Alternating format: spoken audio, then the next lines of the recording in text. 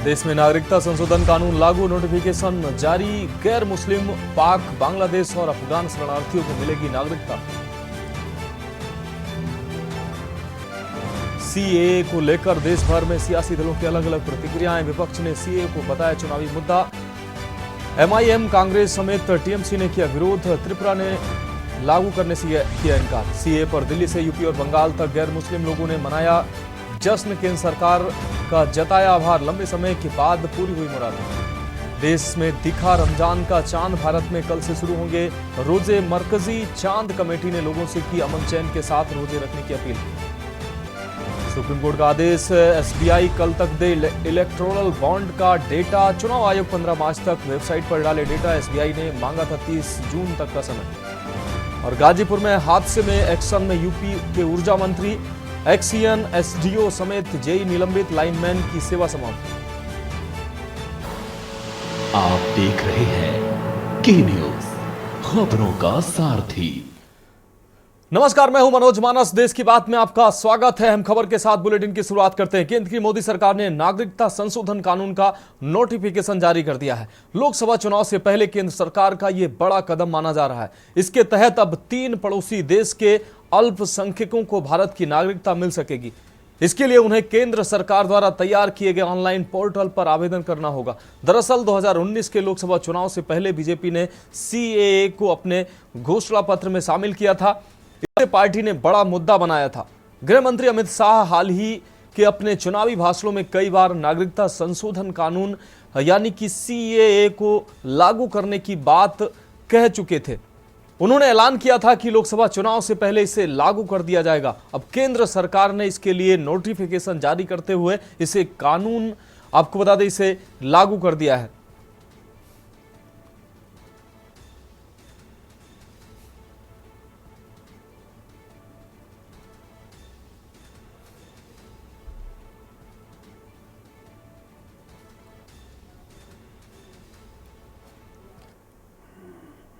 केंद्र की मोदी सरकार ने लोकसभा चुनाव से ठीक पहले सोमवार को नागरिकता संशोधन कानून 2019 को लागू कर दिया है। इस बीच देश में सीएए नोटिफिकेशन लागू होने पर मुस्लिम धर्मगुरुओं के भी बयान सामने आए हैं। दिल्ली में जामा मस्जिद के चीफ इमाम इमरान मसूद और लखनऊ में मुस्लिम धर्मगुरु मौलाना खालिद रशीद फिरंगी महली ने कहा कि हमारी लीगल टीम सीएए नोटिफिकेशन को पढ़ेगी और फिर हम किसी नतीजे पर पहुंचेंगे। इसके साथ ही उन्होंने कहा कि इस कानून से किसी की नागरिकता पर खतरा नहीं है। लोग अफवाहों और गलतफहमी से बचें।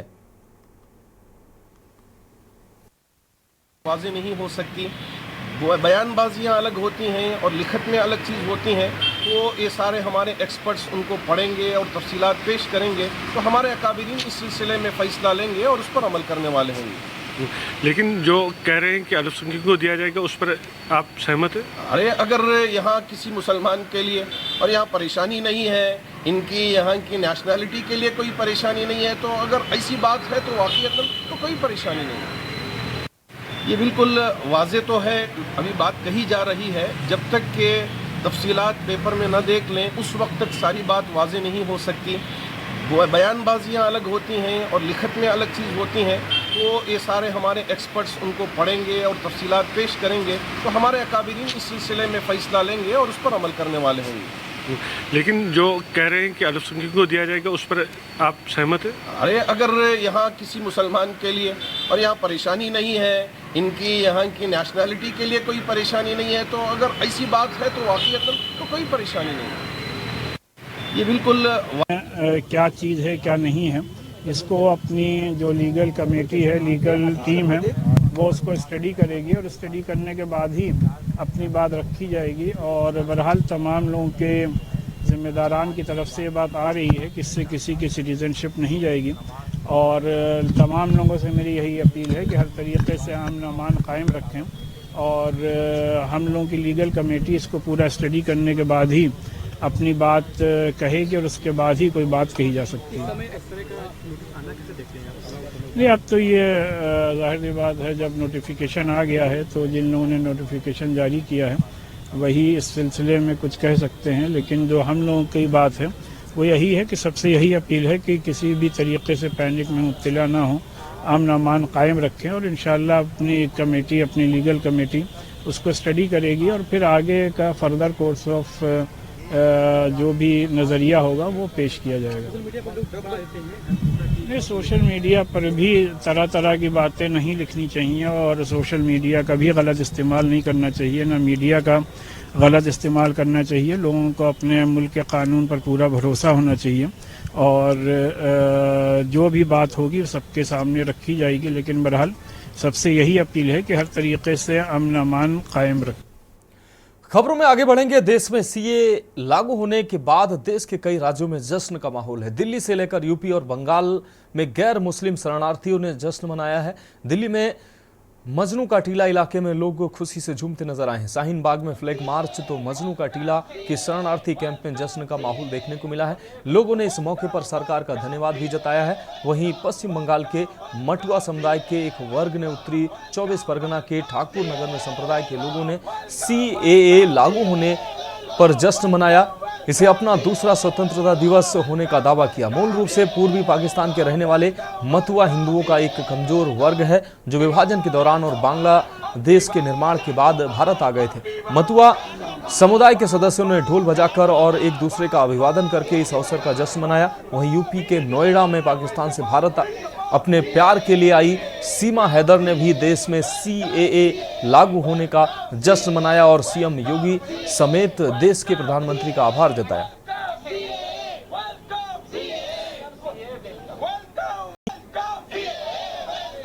तो ये तीन तस्वीरें आप देख सकते हैं, दिल्ली, बंगाल और यूपी की ये तीनों तस्वीरें हैं। गैर मुस्लिम शरणार्थी जश्न में डूबे नजर आए हैं। उनको अब भारत की नागरिकता की सहूलियत मिलेगी। यूपी से तस्वीरें आप देख सकते हैं। पाकिस्तान से भारत में आकर शादी रचाने वाली सीमा हैदर ने खुशी जाहिर की है इस फैसले पर। खबरों में आगे बढ़ेंगे। नागरिकता संशोधन अधिनियम यानी सीएए मोदी सरकार के लिए हमेशा से ही एक बड़ा मुद्दा रहा है। गृह मंत्री अमित शाह तो बार बार दावा करते दिखाई दिए कि लोकसभा चुनाव से पहले नागरिकता संशोधन कानून लागू कर दिया जाएगा और आज अचानक सीएए को लेकर सरकार ने नोटिफिकेशन जारी करके इसे लागू भी करा दिया। नागरिकता संशोधन कानून देश में लागू होने के बाद राजस्थान के मुख्यमंत्री भजनलाल शर्मा, एमपी के पूर्व सीएम दिग्विजय सिंह और छत्तीसगढ़ के पूर्व सीएम रमन सिंह ने क्या कुछ कहा, आपको सुनाते हैं। किसी की नागरिकता को समाप्त करने का कानून नहीं है, बल्कि ये नागरिकता देने का कानून है। ये सीए का जो कानून है, सिटीजनशिप अमेंडमेंट एक्ट जो है, ये एक्ट बड़ा साफ और स्पष्ट कानून है जो पार्लियामेंट के अंदर चर्चा भी हुई, बातचीत भी हुई और अमित शाह ने व्यापक रूप से लोकसभा के अंदर और राज्यसभा के अंदर इसकी जानकारी दी। तो मैं बधाई देना चाहता हूं कि लाखों लोगों के जीवन में खुशहाली लाने के लिए ये काम हुआ। लंबे समय से मांग चल रही थी, जो हमारे भाई थे किसी भी कारण से आजादी के बाद पाकिस्तान, अफगानिस्तान और बांग्लादेश में थे, वहां से जो प्रताड़ित होकर के आए थे, चाहे वो हिंदू हो,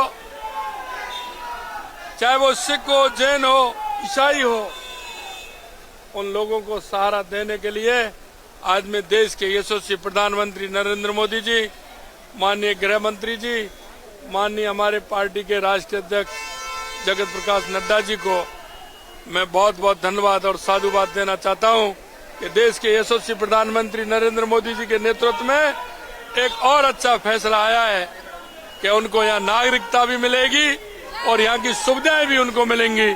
आज ऐसा समय आया है, मैं निश्चित रूप से ये सीएए का जो आज फैसला आया है उसके लिए मैं बहुत बहुत धन्यवाद और साधुवाद देना चाहता हूँ। पहली बात तो ये है, इतना विलंब क्यों किया और अगर विलंब किया तो चुनाव के बाद क्या दिक्कत थी। उनका एकमात्र उद्देश्य होता है हर मुद्दे को हिंदू मुसलमान में बांटो।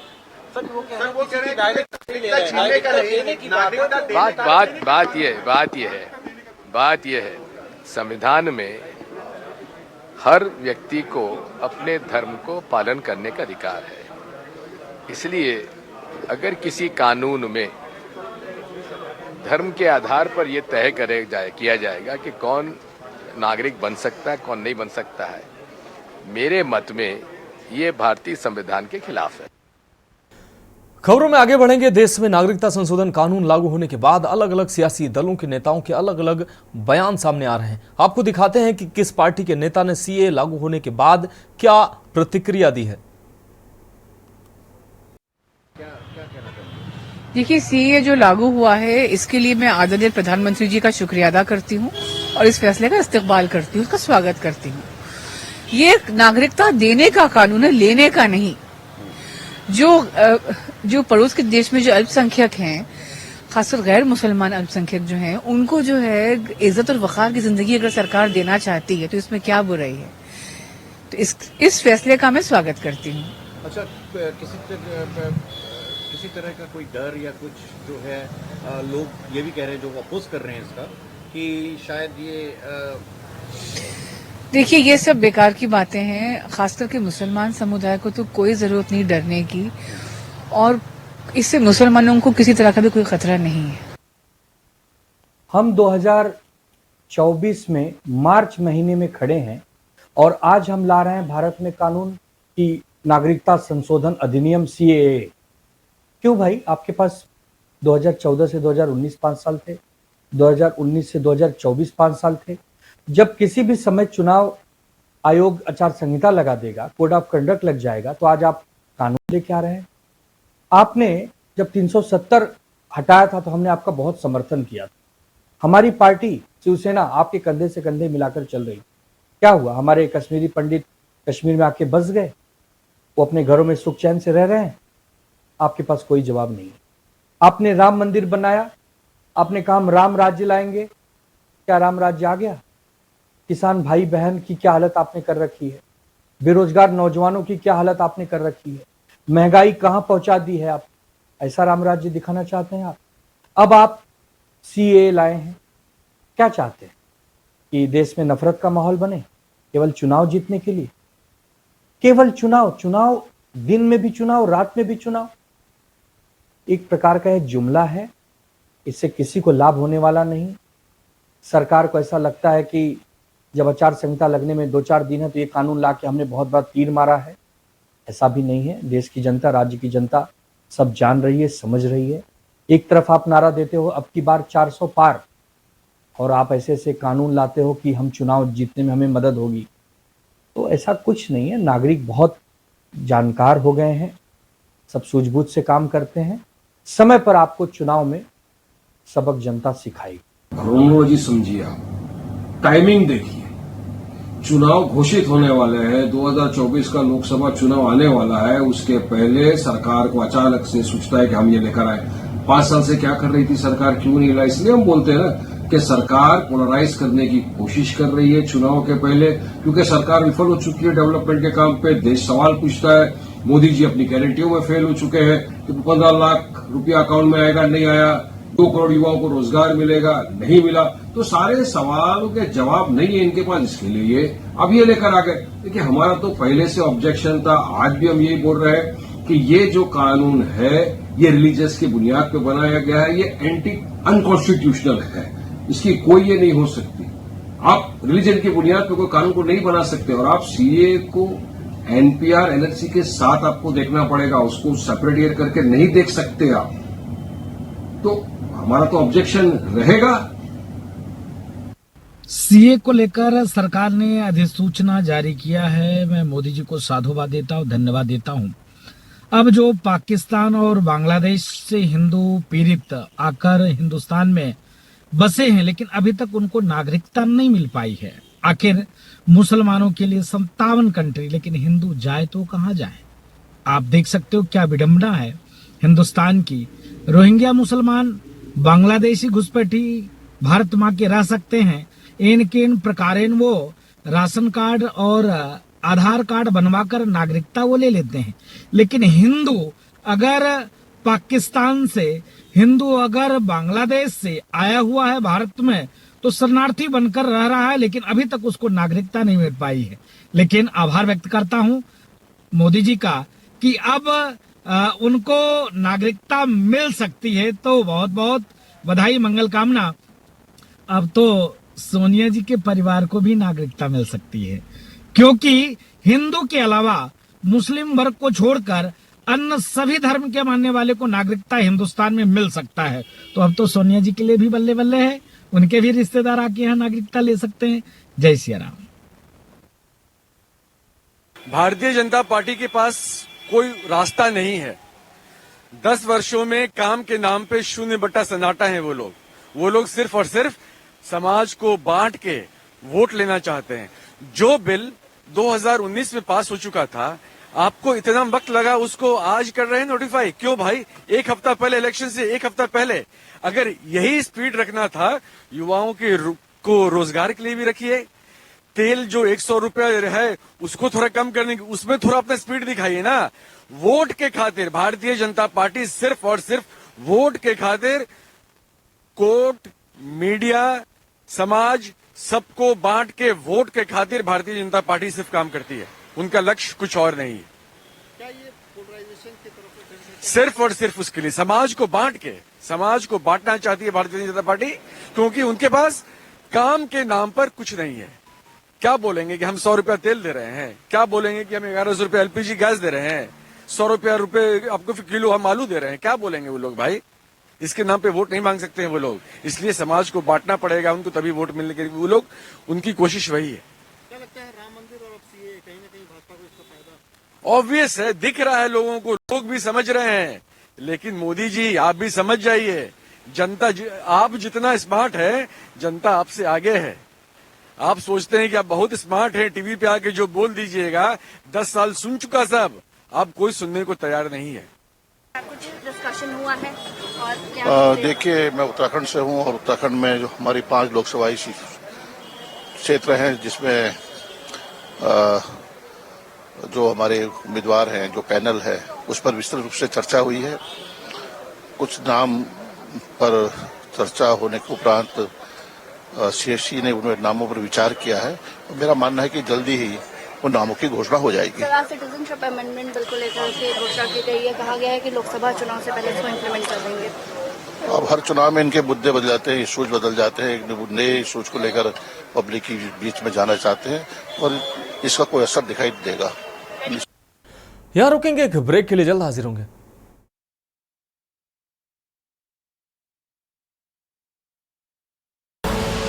आप देख रहे हैं के न्यूज, खबरों का सारथी। ब्रेक के बाद देश की बात में एक बार फिर से आपका स्वागत है। अब रुक करते हैं खबरों का। दोपहर के समय बरवाला हिसार मार्ग पर प्राइवेट बस ने एक बाइक सवार को अपनी चपेट में ले लिया। बाइक सवार का नाम सूबे सिंह पुत्र इंदर सिंह वार्ड नंबर 14 का निवासी बताया जा रहा है। घटना स्थल पर खड़े लोगों ने बताया कि टोहाना हिसार रोड पर चलने वाली इस बस को ड्राइवर तेज रफ्तार से और विपरीत दिशा से लेकर जा रहा था। सामने से आ रहे बाइक सवार को ये बस रौंदती चली गई और चलती बस से ड्राइवर और परिचालक कूदकर मौके से फरार हो गए। बिना ड्राइवर के बस सड़क से नीचे उतर गई, जिसमें हिसार जाने वाले यात्री भी सवार थे।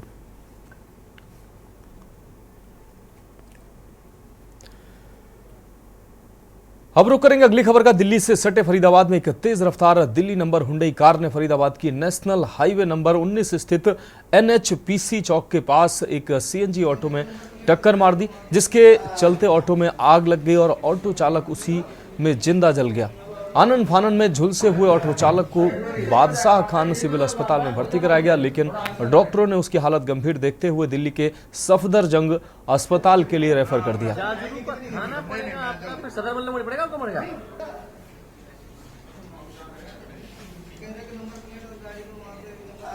ये क्या था जी, ऑटो था जिसको दूसरी किसी गाड़ी वाले ने टक्कर मारा और जब हम मौके पर पहुंचे थे तो ऑटो में आग लगी हुई थी और ये फंसे हुए थे। किस वजह से लगी थी कुछ पता चला? इनका जो ऑटो वो CNG प्लस था। हाँ। और पीछे से जैसे ही चोट लगी। हाँ। दूसरी गाड़ी से तो इसमें आग लग गई। जानकारी है जी से, ये टेम्पो वाला आ रहा था और गाड़ी वाला बहुत स्पीड में गया। ठीक है, जो कम से कम 100 पार होगा और 100 पार टक्कर मारा इसे, इसका सिलेंडर में आग लगी। अच्छा, ये जल इसमें मतलब इतनी आग लगी भयानक इसके अंदर कि हमें पता नहीं था इसमें आदमी इसके अंदर है। अब बात करेंगे अगली खबर की। धर्मनगरी कुरुक्षेत्र में लुटेरों के हौसले बुलंद नजर आ रहे हैं। आपको बता दें, रविवार रात पौस इलाके सपड़ा कॉलोनी में लूटपाट की नीयत से घुसे 3 अज्ञात दबंगों ने दंपति पर गोलियां चला दी, जिससे महिला के पेट में गोली लगने से महिला गंभीर रूप से घायल हो गई। महिला की पहचान रिटायर्ड कॉलेज प्राचार्य कमलेश कौशल के रूप में हुई है, जिनका एक निजी अस्पताल में इलाज चल रहा है। महिला की हालत गंभीर बताई जा रही है। वहीं पति को भी पेट में छर्रे लगे हैं। एक फायरिंग का इंसिडेंट हुआ है। अभी इस स्टेज पे ज़्यादा बताना ठीक नहीं है। हमारी सारी टीम्स जो है इस पे लगी हुई हैं और उम्मीद है कि बहुत जल्द हम इसको वर्कआउट करेंगे। पर फोर्स एरिया क्या जाता है? महिला की हालत कुछ कैसी बताई जा रही है? आप देख अभी हम देखे हैं हॉस्पिटल, अभी उनका आईसीयू में है। डॉक्टर साहब से बात हुई है, उनका इलाज चल रहा है। अभी स्टेज पे डॉक्टर साहब भी क्लियर नहीं बता पाए, वो कोशिश कर रहे हैं कि जितनी जल्दी हो सके उनका ट्रीटमेंट पूरा हो। बहुत इस प्रकार की घटनाएं लगातार बढ़ती जा रही है। अब जिस प्रकार से आज की घटना हुई, मुझे लगता है कि पुलिस का डर जो लोगों के मन में था वो खत्म हो गया। अभी पूरी गली में लोग थे और लोगों के बीच में सरेआम लुटेरे आए और जब उन्होंने अपना जो मैडम थी उन्होंने अपना घर खोला, अंदर लुटेरे थे तो बाहर से गोली मार दी। तो ये बहुत ही निंदनीय है और सरकार को चाहिए कि लॉ एंड ऑर्डर को सख्ती करे। इस प्रकार की घटनाएं लगातार बढ़ती हैं और यहाँ पर ऐसे एरिया में बढ़ गई कि जहाँ पर हर समय लोग सड़क पर घूमते हैं।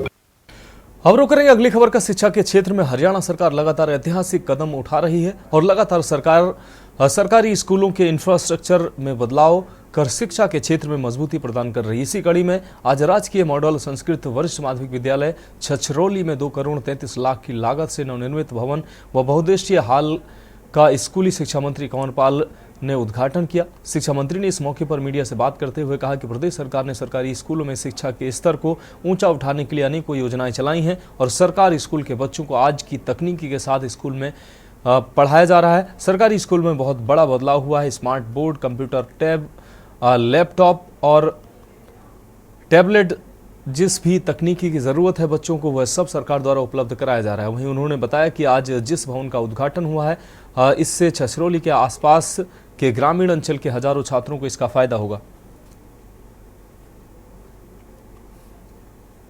आज एक नया ब्लॉक बन के तैयार है जिसमें 12 कमरे हैं और एक ये हाल है और 2 करोड़ 33 लाख की लागत से ये बना है और मैं समझता हूँ इससे बहुत बड़ा लाभ होगा। और छछरौली जो है ये एक अब तो सब डिवीज़न भी बन गया, लेकिन वैसे भी एजुकेशन की दृष्टि से भी वैसे भी ये बहुत ही महत्वपूर्ण स्थान है और आसपास के लोगों को, जो गांव के बच्चे हैं वो यहाँ शिक्षा ग्रहण करने के लिए आते हैं। मैं समझता हूँ इससे बड़ा फायदा सभी को। शिक्षा के क्षेत्र में बहुत से बदलाव हुए हैं। जिस प्रकार से आज एक नई टेक्निक है, जो स्मार्ट बोर्ड है, स्मार्ट क्लासरूम है, आज टैब हमने जिस प्रकार से कंप्यूटर और चीज़ें उपलब्ध करा रहे, तो आज की जिस प्रकार की शिक्षा है, उस जिस प्रकार की जरूरत है, वो सरकार सारे काम कर रही है। अगली खबर मोगा से, जहां हिम्मतपुरा में जीजा द्वारा साली का कत्ल किए जाने का मामला सामने आया है। आपको बता दें, मामले के आने के बाद निहाल सिंह वाला पुलिस ने आरोपी को गिरफ्तार कर अदालत में पेश किया, जहां पुलिस ने आरोपी का 1 दिन का रिमांड लिया है। वहीं जानकारी देते हुए जांच अधिकारी कृपाल सिंह ने बताया कि आरोपी हरदीप सिंह ने अपनी साली का गला घोंटकर उसकी हत्या की थी। आज उसे अदालत में पेश कर 1 दिन का रिमांड लिया गया है। साथ ही आगे की जाँच की जा रही है। की कारण बना भी इत्थों तक नौबत आ गई है। रिलेशनशिप सीगा सर ਉਹਨਾਂ ਪਿਛਲੇ 9-10 ਸਾਲਾਂ ਤੋਂ। ਹਾਂਜੀ ਇਹ ਗੱਲ ਨੂੰ ਤੋਂ ਅੱਗੋਂ ਜਵਾਬ ਠਹਿਰ ਗਿਆ ਸੀ, ਮੈਨੂੰ ਕਿਹਾ ਸੀ ਵੀ ਜਰਾ ਕੋਰਟ ਮੈਰਿਜ ਕਰਵਾ ਲਾ। ਕੋਰਟ ਮੈਰਿਜ ਦੇ ਲਈ ਪਹਿਲਾਂ ਤਾਂ ਮੰਨ ਗਏ ਸੀਗੇ ਸਰ, ਬਾਅਦ ਚ ਆ ਕੇ ਮੰਨਣ ਦੀ ਬਸ ਇਹਦੇ ਕਾਰਨ ਗੁੱਸੇ ਦੇ ਵਿੱਚ ਆ ਕੇ ਸਰ ਉਹਦੀ ਗਲ ਘੁੱਟ ਕੇ ਮੌਤ ਹੋਈ। ਤੁਹਾਨੂੰ ਪਛਤਾਵਾ ਹੈਗਾ ਉਹਦੇ ਕੀਤੇ ਦਾ? ਹੁਣ ਹਾਂਜੀ ਬਹੁਤ ਜ਼ਿਆਦਾ। ਇਹ ਜੀ ਪਿੰਡ ਹਰਦੀਪ ਸਿੰਘ ਹੈ ਜੀ, ਪਿੰਡ ਹਿੰਮਤਪੁਰਾ। ਇਹਨਾਂ ਨੇ ਆਪਣੀ ਸਾਲੀ ਦਾ ਜਿਹੜਾ ਗਲ ਘੁੱਟ ਕੇ ਉਹਨਾਂ ਦੀ ਡੈਥ ਕਰਤੀ ਹੈ ਤੇ ਮਾਨਯੋਗ ਅਦਾਲਤ ਦੇ ਵਿੱਚ ਪੇਸ਼ ਕੀਤਾ ਇਹਨੂੰ, ਜਿਨ੍ਹਾਂ ਨੇ 1 ਦਿਨ ਦਾ ਇਹਦਾ ਪੁਲਿਸ ਰਿਮਾਂਡ ਦਿੱਤਾ ਹੈ। ਇਹ ਸਰ ਕਾਰਨ ਨਹੀਂ ਪਤਾ ਲੱਗਿਆ ਵੀ ਕਿਉਂ ਹੋਇਆ ਹੈ? ਕਾਰਨ ਹਾਲੇ ਤਫਤੀਸ਼ ਚੱਲ ਰਹੀ ਹੈ ਸਰ। ਠੀਕ ਹੈ। ਕਿੰਨੇ ਦਿਨ ਦਾ ਰਿਮਾਂਡ ਮਿਲਿਆ ਜੀ? 1 ਦਿਨ ਦਾ ਜੀ। 1 ਦਿਨ। ਠੀਕ। देश की बात में अब राजस्थान की खबरों का रुख करते हैं। खबर राय सिंह नगर से है, जहां लोकसभा चुनाव को लेकर प्रशासन ने तैयारियां शुरू कर दी हैं, जिसके तहत सेक्टर प्रभारियों को पंचायत समिति हॉल में आयोजित कार्यशाला में प्रशिक्षण दिया गया। इस मौके पर निर्वाचक पंजीयन अधिकारी व एसडीएम सुभाष चंद्र चौधरी ने कहा कि चुनाव का कार्य जिम्मेदारी के साथ सभी अधिकारी कर्मचारी करें, किसी भी प्रकार की लापरवाही चुनाव में बर्दाश्त नहीं की जाएगी। उन्होंने सेक्टर अधिकारियों और पुलिस अधिकारियों को कहा कि जैसे ही चुनाव की घोषणा हो, आदर्श आचार संहिता लग जाएगी, कहीं भी आदर्श आचार संहिता का उल्लंघन न होने दें।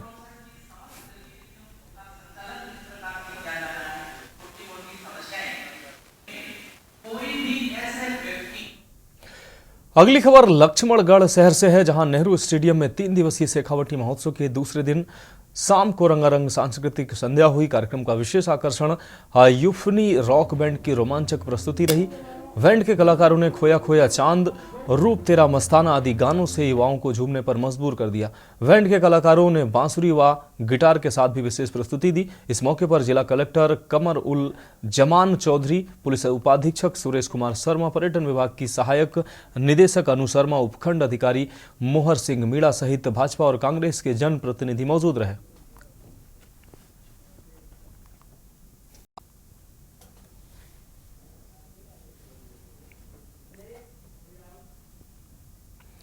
यहां रुकते एक ब्रेक के लिए और ब्रेक के बाद छत्तीसगढ़ की खबरों का रुख करेंगे।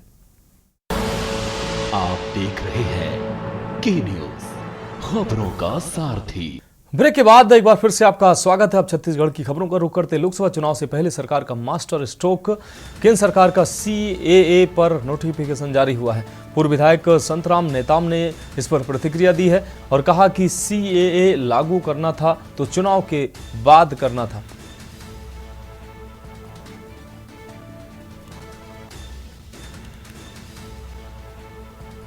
तो कांकेर से अहम खबर आपको दिखा रहे, लोकसभा चुनाव से पहले सरकार का मास्टर स्ट्रोक देखने को मिला है। केंद्र सरकार का CAA पर नोटिफिकेशन अब जारी हुआ है और नोटिफिकेशन के साथ ही CAA कानून बन गया। पूर्व विधायक संतराम नेताम ने प्रतिक्रिया दी है, इस कानून को लागू करने पर प्रतिक्रिया दी है।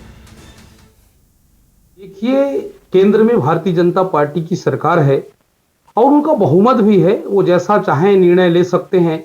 विपक्ष केवल आवाज उठा सकता है, जनता की आवाज को सामने ला सकता है। पर मेरा एक मानना है, जिस प्रकार से नागरिकता संशोधन कानून आज मैंने जो समाचारों में देखा, मीडिया में जो मेरे को से पता चला कि इस प्रकार से चुनाव के ठीक पहले ला रहे हैं। इसको पहले, बहुत पहले जब आपने लोकसभा और सांसद राज्यसभा में जब पारित हो गया था तो पहले लाना था। अब चुनाव के ठीक पहले ही ला रहे हैं। तो मैं ये समझता हूं कि आखिर देश को और देश में लोकतंत्र में रहने वाले लोगों को क्या संदेश देना चाहते हैं, ये समझ से परे है। मेरे अनुसार से मैं ये कह सकता हूं कि भारतीय संविधान में जो हमको मौलिक अधिकार दिए, इसका आनंद मैं मानता हूं। अब बढ़ेंगे अगली खबर की ओर। अंबिकापुर के राइस मिल संचालक जयशंकर साहू ने जिले के फूड अधिकारी रविंद्र सोनी पर 30 रुपए प्रति क्विंटल रिश्वत लेने का गंभीर आरोप लगाया है। साथ ही उन्होंने कहा कि फूड अधिकारी के द्वारा 30 रुपए प्रति क्विंटल की कमीशन नहीं देने पर धान की कस्टम मीनिंग का बिल पास नहीं होता है। इस पूरे मामले को लेकर राइस मिलर ने कलेक्टर से शिकायत भी की। आरोप लगाते हुए राइस मिलर ने कहा कि उन्हें 2021-22 से कस्टम मीनिंग के लिए धान नहीं दिया जा रहा है। वहीं पूर्व की बकाया राशि जमा करने के बाद जो राशि निकल रही है उसे भी वापस नहीं दिया गया है, जिसकी याचिका हाईकोर्ट में लगाई गई और हमें उसमें जीत भी मिली, हमारे पक्ष में फैसला भी आया। उसके बाद भी 1 करोड़ से ऊपर की राशि अब तक शासन के द्वारा नहीं दी गई। हालांकि पूरे मामले में फूड अधिकारी ने प्रेस कॉन्फ्रेंस कर सारे आरोपों को निराधार बताया।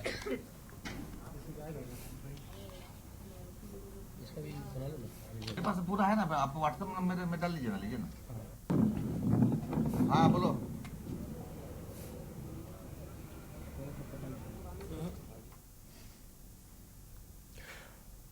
अब रुक करते हैं अगली खबर का। आगामी लोकसभा चुनाव 2024 को लेकर प्रमंडलीय आयुक्त दुमका लालचंद दाडेल ने सोमवार को पाकुड़ समहरणालय में इंटर स्टेट बॉर्डर के जिला अधिकारी और पुलिस अधिकारियों के साथ बैठक की। बैठक में लोकसभा चुनाव शांतिपूर्ण तरीके से संपन्न कराने पर चर्चा की गई। आयुक्त ने कहा कि स्टेट बॉर्डर से जुड़े जिलों में बने चेक पोस्ट पर विशेष निगरानी और सतर्कता बरतने के निर्देश देते हुए कहा कि चुनाव आयोग द्वारा जारी गाइडलाइन के बारे में इंटर स्टेट बॉर्डर जिला के अधिकारियों को अवगत कराते हुए चेकपोस्ट पर विशेष निगरानी करते हुए आर्म्स, ड्रग्स, लिकर और पैसे का ट्रांजैक्शन पर सख्त रोक लगाने के निर्देश दिए। भी हमारे बॉर्डरिंग डिस्ट्रिक्ट्स हैं, खासकर वेस्ट बंगाल के मुर्शिदाबाद, मालदा, बीरभूम सबके साथ, और हमारे जो संथाल परगना के अन्य सभी डिस्ट्रिक्ट्स हैं, साहिबगंज, पाकुड़, जामताड़ा, और सबके साथ आज बैठक की गई है। सुरक्षा के दृष्टिकोण से हम लोगों ने जो खासकर जो इंटेलिजेंस शेयरिंग का हमारा काम है उस संबंध में हम लोगों ने काफ़ी इंटेलिजेंस शेयर किया है और जो भी क्रिमिनल्स जो हमारे इस क्षेत्र के उस क्षेत्र में हैं या उस तरफ के इस तरफ के उनका भी हम लोगों ने आगामी लोकसभा के चुनाव के मद्देनजर ECI के डायरेक्शन के अनुसार आज इंटर स्टेट बॉर्डर सीलिंग और लॉ एंड ऑर्डर के संबंध में एक बैठक हुई जिसमें पाकुड़ जिला, साहेबगंज जिला, जामताड़ा जिला, इसके अलावा पश्चिम बंगाल के Birbhum district, Malda district, Bardhaman district, वहाँ के जिला पदाधिकारीगण, डिस्ट्रिक्ट मजिस्ट्रेट्स और पुलिस सीनियर पुलिस ऑफिसर्स आज की इस बैठक में शामिल हुए। खबरों करेंगे अगली खबर का। महिला एवं बाल विकास विभाग जांजगीर द्वारा महिला स्वयं सहायता समूह के 100 लोगों का जत्था दिशा दर्शन भ्रमण कार्यक्रम के लिए मध्य प्रदेश रवाना हुआ। महिलाओं की बस को कलेक्टर आकाश छिकारा ने हरी झंडी दिखाकर रवाना किया है। महिला एवं बाल विकास विभाग जांजगीर की कार्यक्रम अधिकारी अनीता अग्रवाल ने बताया कि भ्रमण कार्यक्रम के दौरान ये सभी महिलाएं वहां एग्जीबिशन सहित कई महत्वपूर्ण जानकारी लेकर वापस लौटेंगी। ये सभी महिलाएं जिले की अन्य महिलाओं से जानकारी साझा करेंगे ताकि इस भ्रमण का लाभ ज्यादा से ज्यादा महिलाओं को मिल सके।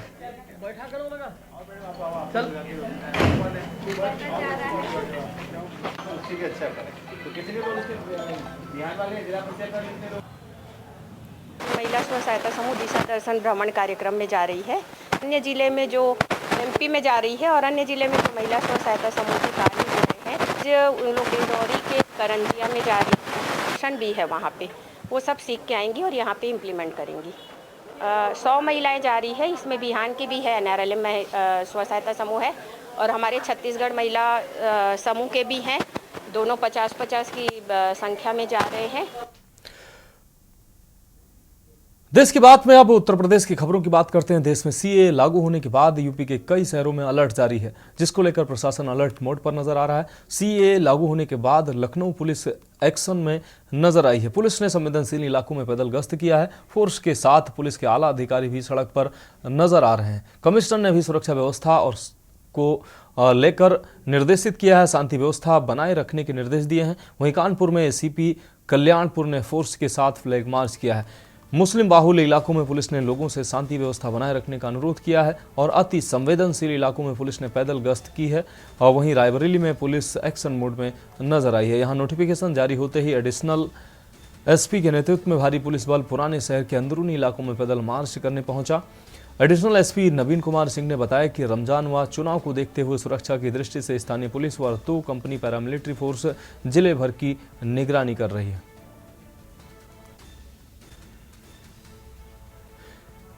तो 3 तस्वीरें साफ तौर से आप देख पा रहे हैं। कानपुर, रायबरेली और लखनऊ पुलिस सेक्शन में नजर आई है। पूरे प्रदेश में DGP ने निर्देश दिए हैं कानून व्यवस्था को चुस्त दुरुस्त बनाए रखने के लिए। फ्लैग मार्च किया गया। CAA पर नोटिफिकेशन और अधिसूचना आने के बाद पुलिस एक्शन में नजर आ रही है।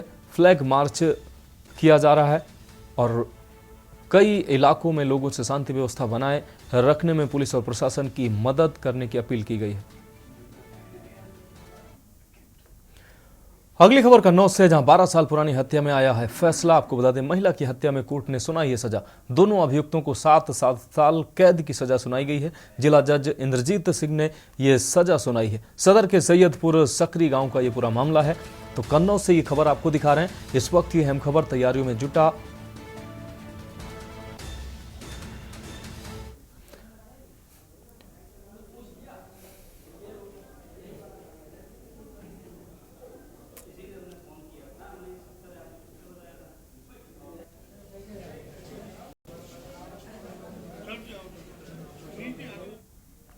तो कन्नौज से ये खबर 12 साल पुरानी है। पुराने मामले में अब सजा का फैसला हुआ। महिला की हत्या में कोर्ट ने सुनाई है सजा। दोनों अभियुक्तों को 7 साल की सजा सुनाई गई है। आपको बता दें, जिला जज इंद्रजीत सिंह ने यह सजा सुनाई है। इस वक्त की यह अहम खबर आपको दिखा रहे हैं। कन्नौज से यह खबर सामने आई है। सदर के सैयदपुर सकरी गांव का यह पूरा मामला है। अब बढ़ेंगे अगली खबर की ओर। फर्रुखाबाद से अगली खबर है। CM योगी का 13 मार्च को दौरा है। तैयारियों में जुटा है प्रशासनिक अमला। आपको बता दें, ADG जोन आलोक सिंह ने डाला डेरा। एडीजी ने हेलीपैड का निरीक्षण किया है। डीएम विजय कुमार सिंह भी मौजूद रहे हैं। सीआईसी मैदान में सीएम करेंगे जनसभा। फर्रुखाबाद से खबर आपको दिखा रहे हैं। तैयारियों में प्रशासनिक अमला जुटा हुआ है। एडीजी जोन आलोक सिंह ने फर्रुखाबाद में डेरा डाला है। सीएम के दौरे को लेकर प्रशासन मुस्तैद नजर आ रहा है। एडीजी ने हेलीपैड का निरीक्षण किया है। डीएम विजय कुमार भी मौजूद रहे। सीआईसी मैदान में सीएम करेंगे जनसभा। तो फर्रुखाबाद से ये खबर आपको दिखा रहे हैं। माननीय मुख्यमंत्री जी का कार्यक्रम जो है 13 तारीख को प्रस्तावित है, उसके दृष्टिगत ही हेलीपैड और जो कार्यक्रम स्थल है उसका हम लोगों ने निरीक्षण किया है और वहाँ जो आवश्यक व्यवस्था होनी है सुरक्षा के दृष्टिगत और जनसभा के दृष्टिगत उसको देख क्या क्या व्यवस्था होनी है इसके संबंध में उन्होंने निरीक्षण करके संबंधित अधिकारी को आवश्यक निर्देश दिए। अगली खबर गाजीपुर से है, जहां हाईटेंशन की चपेट में आई बस हादसे के बाद पहुंचे मंत्री के शर्मा एक्शन में नजर आए। आपको बता दें, लापरवाही पर मंत्री ने अधिशासी अभियंता मनीष, एसडीओ संतोष चौधरी और जेई प्रदीप कुमार राय को तत्काल निलंबित कर दिया। साथ ही संविदा कर्मी लाइनमैन नरेंद्र की सेवा समाप्ति के निर्देश दिए हैं। मंत्री शर्मा ने मंडलायुक्त, डीएम, एडीएम समेत अन्य अधिकारियों से बात करके राहत एवं बचाव कार्य में तेजी लाने के निर्देश दिए हैं। साथ ही उन्होंने गाजीपुर और मऊ पहुंचकर मृतकों के परिजनों को ढांढस बंधाया है। आपको बता दें कि हाईटेंशन लाइन की चपेट में आने से बस सवार 5 लोगों की मौत हुई है, जबकि बस सवार अन्य लोग आग की चपेट में आकर झुलस गए। घायलों का इलाज अस्पताल में चल रहा है। मुख्यमंत्री ने इस घटना का संज्ञान लिया था और मातहत अधिकारियों को निर्देशित किया था। आपको बता दें, घायलों का इलाज जारी है। मृतकों की संख्या अभी भी बढ़ने की आशंका जताई जा रही है।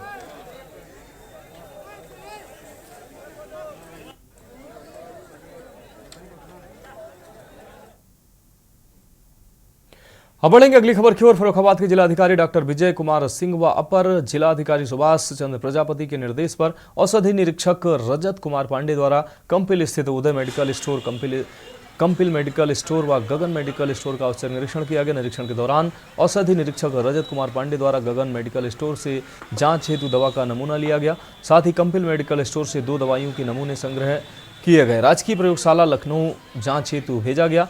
के न्यूज के संवाददाता सतीश गुप्ता द्वारा निरीक्षण के बाबत वार्ता करने पर औषधि निरीक्षक रजत कुमार पांडे ने बताया कि निरीक्षण के दौरान उक्त मेडिकल स्टोर पर विभिन्न अनियमितताएं पाए जाने पर कारण बताओ नोटिस जारी किया गया है।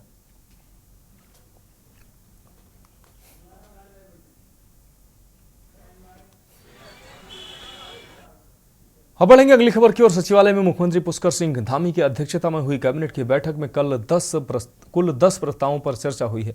कैबिनेट में प्रदेश की पहली सेवा क्षेत्र नीति के साथ ही बेसिक शिक्षा की सेवा नियमावली में संशोधन और निजी भूमि पर पेड़ काटने की अनुमति के प्रस्ताव को मंजूरी मिली है। इसके अलावा विभागों की सेवा नियमावली और शिक्षा, स्वास्थ्य, शहरी विकास, आवास, पर्यटन, कृषि से संबंधित प्रस्ताव पर भी चर्चा हुई है। स्वास्थ्य विभाग के अंतर्गत अटल आयुष्मान योजना में डायलिसिस सेंटर को 100% चिकित्सा प्रतिपूर्ति को मंजूरी प्रदान की गई है।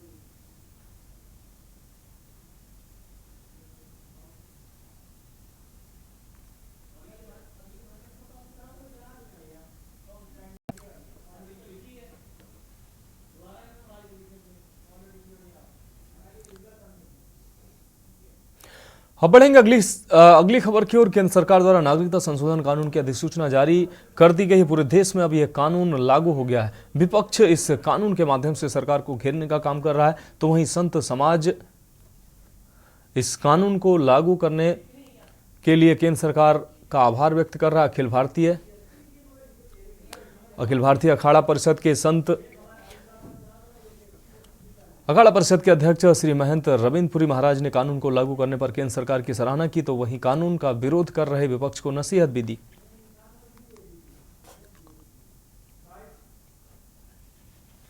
प्रधानमंत्री जी इसके लिए बधाई के पात्र हैं और ये जो सरकार ने निर्णय लिया है ये सनातन धर्मावलंबियों की बहुत बड़ी विजय है। विश्व के किसी भी देश में अगर हिंदू, बौद्ध, जैन, सिख, पारसी जो अल्पसंख्यक के उसमें आते हैं, अगर वो कहीं प्रताड़ित होते हैं तो उनको रहने के लिए कोई भी ठिकाना भारत के अलावा नहीं है। और भारत की एक परंपरा रही है हमेशा से, आने वाले लोगों को हमेशा हम लोगों ने आश्रय दिया है, शरण दिया है। तो एक अच्छा प्रयास है और उनको यहाँ नागरिकता प्रदान करने का भारत सरकार का जो अधिसूचना है, मैं इसका स्वागत करता हूँ, क्योंकि भारत ही एक ऐसा राष्ट्र उन लोगों के लिए जो सेफ है। अफगानिस्तान, बांग्लादेश, पाकिस्तान आदि अनेकों ऐसे आज जो तालिबानी शासन हो रहा है, वहाँ जो क्रूरता के आधार पर हिंदुओं को या बौद्धों को, जैनों को जो प्रताड़ित किया जा रहा है, तो वो पलायन करके अगर भारत में तो कहाँ जाएंगे। भारत ये एक ऐसा राष्ट्र है उनके लिए जहाँ उनको। अगली खबर रुड़की से, जहां ज्वाइंट मजिस्ट्रेट कार्यालय के बाहर विभिन्न मांगों को लेकर राज्य आंदोलनकारियों ने एक दिवसीय धरना दिया है। भू कानून उत्तराखंड में धारा 371 लागू करने समेत अन्य कई मांगों को लेकर उत्तराखंड राज्य आंदोलनकारी संघर्ष समिति ने तहसील में धरना दिया है। उन्होंने ज्वाइंट मजिस्ट्रेट के माध्यम से मुख्यमंत्री और प्रधानमंत्री के नाम ज्ञापन भी भेजा है। इस दौरान समिति के केंद्रीय अध्यक्ष हर्ष प्रकाश काला ने कहा कि लंबे समय से आंदोलनकारियों की मांगें चली आ रही हैं, लेकिन सरकार उस ओर ध्यान देने को तैयार नहीं है। उन्होंने कहा कि सत्ता में बैठी सरकार को यह ध्यान रखना चाहिए कि अगर हम एकजुट होकर उन्हें सत्ता में ला सकते हैं तो उन्हें सत्ता से उतार भी सकते हैं। उन्होंने बताया कि 5 सूत्रीय मांगों को लेकर मुख्यमंत्री पुष्कर सिंह धामी, उत्तराखंड और प्रधानमंत्री को ज्ञापन भेजा गया है।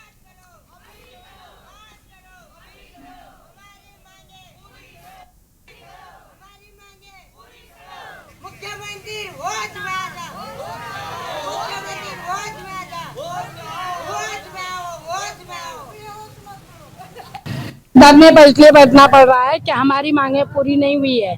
राज्य हमने मांगा, लाठी डंडे हमने खाए, जेलों में हम रहे, हमारी मांगे पूरी नहीं हुई, हमारे चिन्हीकरण पूरे नहीं हुए, भू कानून अच्छा नहीं हुआ।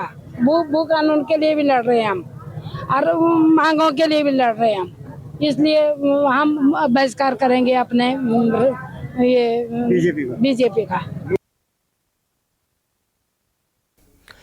अब बात करेंगे अगली खबर की। अंकिता भंडारी को न्याय दिलाने को लेकर उनके परिजनों के धरने को अपार समर्थन मिल रहा है। सामाजिक और राजनीतिक दलों का भी समर्थन उन्हें मिल रहा है। वहीं कांग्रेस नेता और गौचर के पूर्व नगर पंचायत अध्यक्ष मुकेश नेगी भी धरने को समर्थन देते नजर आए। भाजपा पर निशाना साधते हुए उन्होंने कहा कि भाजपा पार्टी से आगे बढ़कर नहीं सोच रही है और यह घटना पूरे प्रदेश के लिए शर्मनाक बात है। वहीं अंकिता को न्याय दिलाने वाले पत्रकार आशुतोष नेगी को सरकार ने जेल में डालने का काम किया है। आपको बता दें, वहीं कोटद्वार से पहुंची समाजसेवी और गढ़ कुमो रक्षक संस्था महिला अध्यक्ष दीपिका दूधपूड़ी ने भी अंकिता के परिजनों को समर्थन देते हुए कहा कि उत्तराखंड में जन्म लेना अपने आप में गर्व का विषय है। कहा कि सरकार जल्द से जल्द अंकिता को न्याय दे। वास्तव में ये बहुत दुर्भाग्यपूर्ण स्थिति है और आप पार्टी से पहले एक इंसान हो, एक मानव हो और मानवता आपके अंदर नहीं रहेगी, ये सच्चाई है। आप पार्टी लीग से बाहर आना नहीं चाहते।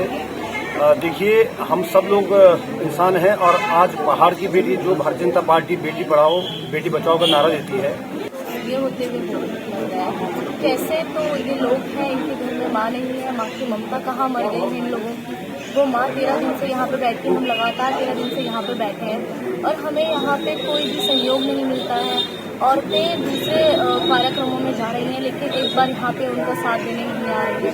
बेटी उनकी सिर्फ उनकी बेटी नहीं है, वो कल को आपकी बेटी के साथ भी हो सकता है। अगर आप आज उनकी जीव मजदूरी करोगे। कल का 13वां दिन है और सबसे पहले हमारी माँ का कॉल रिकॉर्डिंग और लोकेशन निकालती है और जो परोपकारों पर सरकार द्वारा उत्पीड़न किया जा रहा है, इसलिए हमने यहाँ पे अनिश्चितकालीन धरना रखा था और जो हमारा साथ दे रहे हैं उनका जो आंसू नेगी जी हैं। से जहां साइबर ठगी की शिकार महिला ने जहरीला पदार्थ खाकर आत्महत्या कर ली है। आपको बता दें कि महिला के फोन पर एक कॉल आई थी जिसमें आरोपी ने खुद को एक फाइनेंस कर्मी बताकर महिला को अपने झांसे में लिया और फिर बारकोड के जरिए उसके खाते से 1,95,000 रुपए निकाल लिए। वहीं मृतका के बेटे की तहरीर के आधार पर पुलिस ने मुकदमा दर्ज कर जांच पड़ताल शुरू कर दी है। विगत दिनों एक दुखद घटना सामने आई जिसमें एक बुजुर्ग महिला के द्वारा लोन के लिए प्रयास करने के दौरान कुछ लोगों के द्वारा उनसे संपर्क किया गया इजी लोन उपलब्ध कराने के नाम पर, और उक्त बुजुर्ग महिला को उन्होंने QR कोड स्कैन करने के लिए व्हाट्सएप पर भेजा, जिसको स्कैन करने पर उनको बड़ी आर्थिक हानि हुई, उनके अकाउंट से पैसे निकल गए, उनके साथ साइबर ठगी हुई और इससे वो इतने आहत हुए कि उन्होंने जहरीले पदार्थ का सेवन कर लिया। मैं आम लोगों से यही अपील करना चाहता हूँ कि जागरूक रहें, किसी भी तरह के सस्ते लोन या ईजी लोन का सहारा न लें। अब रुक करेंगे अगली खबर का। उत्तराखंड एसटीएफ नशे के खिलाफ लगातार अभियान चला रही है। इसी क्रम में एसटीएफ की ANTF टीम को बड़ी सफलता हाथ लगी है। आपको बता दें 1110 ग्राम स्मैक के साथ एक ड्रग पेंडलर कासिम को एसटीएफ की ANTF टीम ने हरिद्वार के मंगलौर से गिरफ्तार किया है। इसके संबंध में अधिक जानकारी देते हुए एसटीएफ SP चंद्रमोहन सिंह ने बताया कि ड्रग पेंडलर कासिम बरेली का रहने वाला है और यहां स्मैक बेचने आया था। इसी दौरान उसकी गिरफ्तारी की गई है। माननीय मुख्यमंत्री जी द्वारा ड्रग्स फ्री देवभूमि अभियान को चलाया जा रहा है और इसी के तहत ANTF के द्वारा समय समय पर प्रभावी कार्रवाइयाँ की गई हैं। इसी क्रम में कल एक तस्कर जो बरेली का रहने वाला है कासिम, थाना मंगलौर क्षेत्र हरिद्वार जनपद में 1 किलो 110 ग्राम स्मैक लेकर आ रहा था और हमारी ANTF की टीम के द्वारा उसकी गिरफ्तारी की गई है और ये बहुत बड़ी रिकवरी है और इस पर लगातार हमारी प्रभावी नज़र है कि लगातार हम इस पर कठोर कार्रवाई करें और तस्करों को गिरफ्तार करें। इस स्मैक की कीमत जो हमारे मार्केट में 1 करोड़ से ऊपर की लगभग होगी। अगली खबर विकासनगर से है, जहां शंकरपुर के सारा इंडस्ट्री एरिया में सीट कवर बनाने वाली फैक्ट्री में आग लग गई है। आपको बता दें आग लगने के कारणों का अभी तक पता नहीं चल सका। आग लगने के वक्त फैक्ट्री में 500 कर्मचारी काम कर रहे थे। आग को विकराल देख कर्मचारियों ने भागकर अपनी जान बचाई। मौके पर पहुंची दमकल की 3 गाड़ियों की मदद से 3 घंटे में आग पर काबू पाया गया।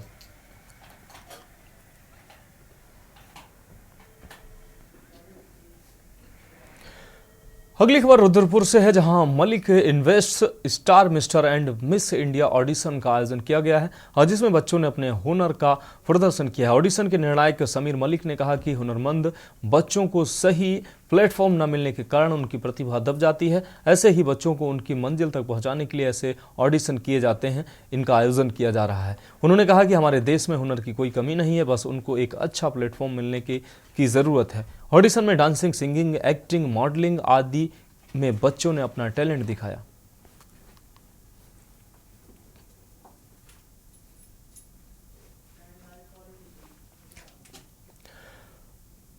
अगली खबर धर्मनगरी से है, जहां के रिहायशी क्षेत्र में जंगली जानवरों के आने का सिलसिला लगातार जारी है। एक टस्कर हाथी जंगल से बाहर निकलकर सिंह द्वार चौक पर आ गया। टस्कर हाथी काफी देर हाईवे और गंगा किनारे घूमता रहा। इस दौरान हाथी एक होटल के गेट पर जा पहुंचा।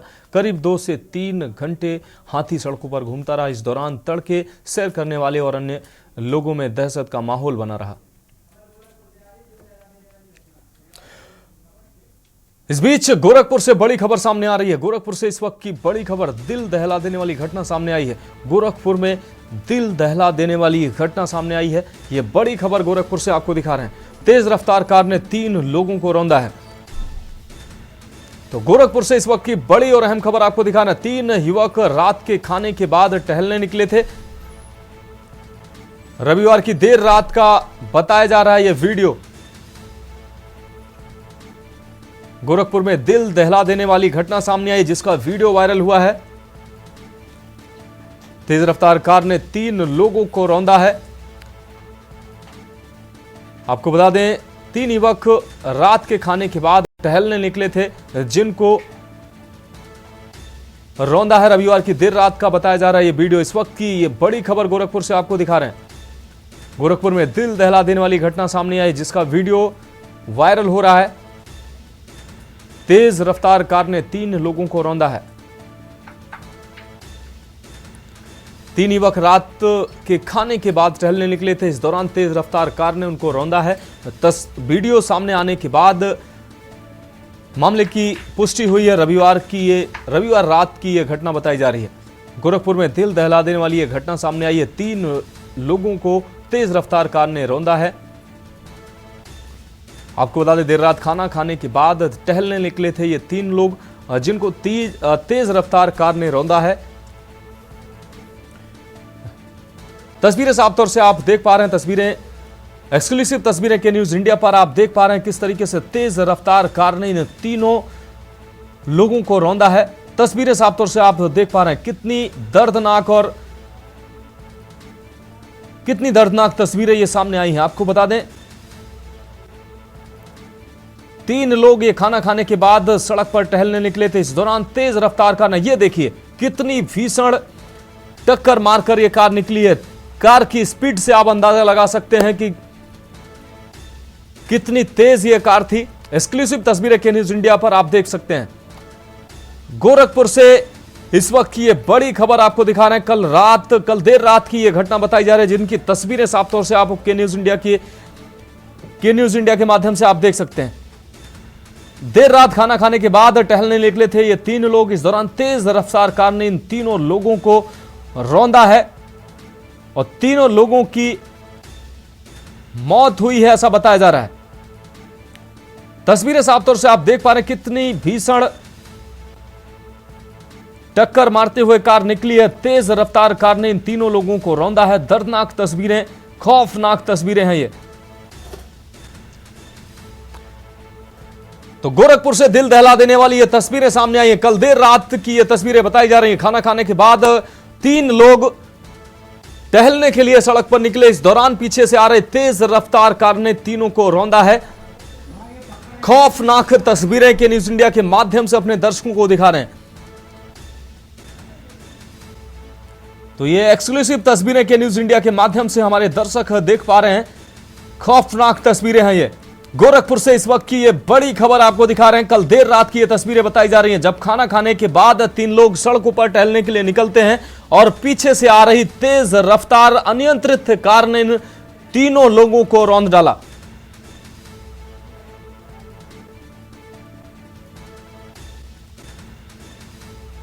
तो काफी खौफनाक तस्वीरें आप देख सकते हैं किस तरीके से बेकाबू तेज रफ्तार कार ने इन 3 लोगों को रौंदा, 3 जिंदगियों को तबाह किया है इस तेज रफ्तार कार ने। तो तस्वीरें काफी खौफनाक नजर आ रही हैं। तो देश की बात में अभी के लिए मेरे साथ इतना ही। मुझे दीजिए इजाजत और आप देखते रहिए के न्यूज इंडिया। आप देख रहे हैं के न्यूज, खबरों का सारथी।